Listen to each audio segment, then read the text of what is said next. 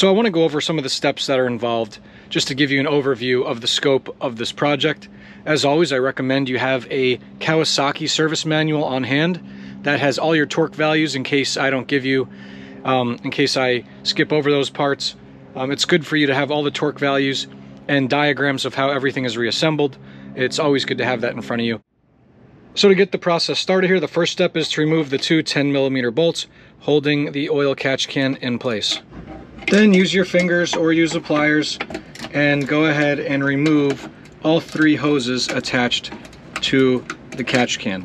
When you remove the hose in the bottom, make sure that you have a paper towel ready to catch any oil that might spill out.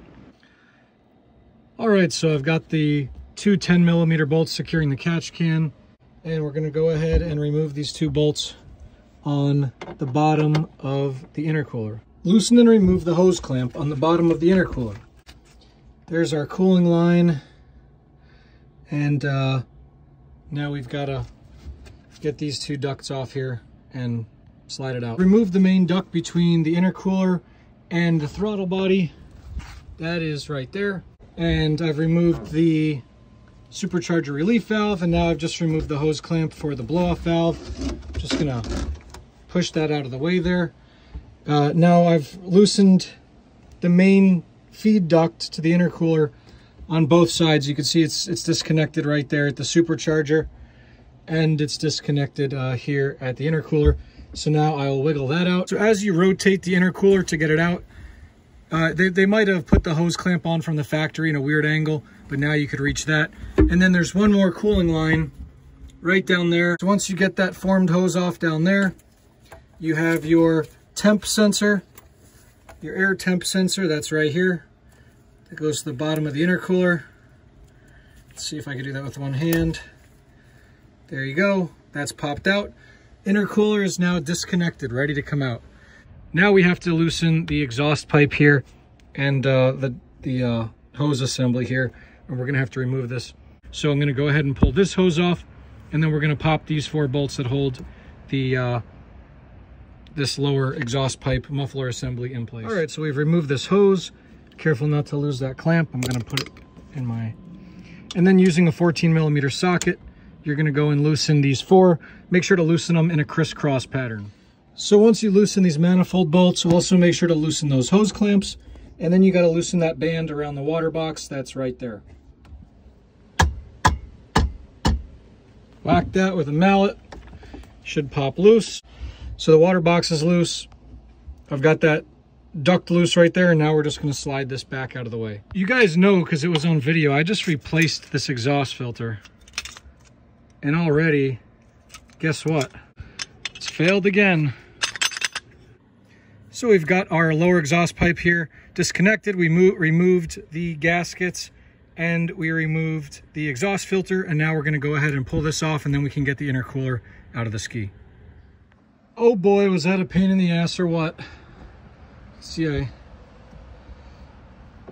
would have been helpful if Kawasaki said, oh, angle it this way to get it out. So the intercooler can only come out and go into the ski one way. That's what I know to be true based on my experience with this already. So it only goes in one way and it only comes out one way. So you should be very careful. The base of the intercooler here is very sharp around the edges. Okay. So you're gonna get the BOV in first, and then you're gonna lower the intercooler like this, turning it as you go, with the main duct pointing upwards. Oh boy, okay. And there she is. Now before we bolt her back into place, we got to reattach the cooling line on the bottom and make sure all our hoses are out of the way. And then also this duct here, this duct and then the throttle body duct should be connected before you bolt it in place. Let me stress that again.